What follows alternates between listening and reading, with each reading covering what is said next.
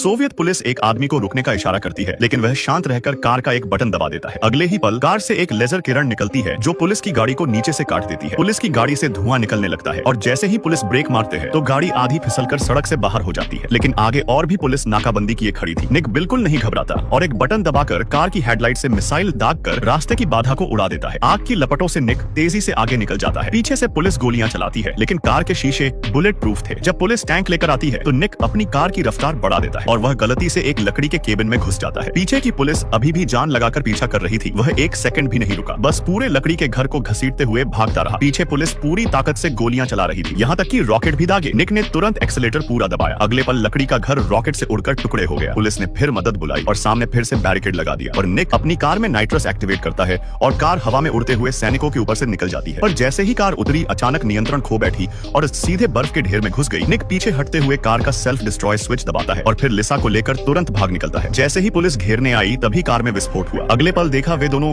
Guitar case को skateboard की तरह पकड़े हुए थे। बर्फीले पहाड़ से सीमा की ओर फिसल रहे थे और पीछे सोवियत लोग अभी भी पीछा कर रहे थे। उन्होंने बंदूकें उठाई और गोलियों की बारिश कर दी। अनगिनत घनी गोलियां तेजी से दोनों के पास से सनसनाती हुई निकल गईं। पर वह गिटार केस इतना नाजुक नहीं था, बल्कि छलनी हो गया। वे सीमा रेखा तक फिसल गए। पीछे के सैनिक बस उन्हें जाते देखते रह गए थे। सुरक्षित महसूस करने के बाद जब वे ड्रिंक पीते हैं तो उन्हें नशीली दवा दे दी जाती है और वे बेहोश हो जाते हैं। फिर उन्हें जेल में डाल दिया जाता है। लेकिन निक एक गुप्त गैजेट जो दिखने में MP3 प्लेयर जैसा था, जानबूझकर उसे नीचे गिराया, जिससे एक गुप्त उपकरण सक्रिय हुआ और जेलर ने पकड़कर जब्त कर लिया था। उन्होंने सोचा यह MP3 है, पर एक झलक में डिवाइस शॉर्ट हुआ। सफेद धुआं निकला और दोनों जेलरों को बेहोश कर दिया, जिससे दोनों गार्ड्स को चकमा देकर फिर से भाग निकलते हैं। वे एक हवाई जहाज चुराते हैं। फिर निक ने लिसा को विमान संभालने को कहा और जब खुद कार्गो दरवाजा बंद करने गया तो अचानक पीछे से एक दुश्मन निक्स पर हमला कर देता है। लिसा ने हलचल सुनकर तुरंत कार्गो का दरवाजा खोला और विमान को तेजी से ऊपर उठाया। दोनों हवा में लटके जाल पर लड़ते हैं। तभी उस आदमी ने निक का जूता पकड़ लिया, मगर निक अपनी बुद्धिमानी से अपने जूते के फीते काट देता है और दुश्मन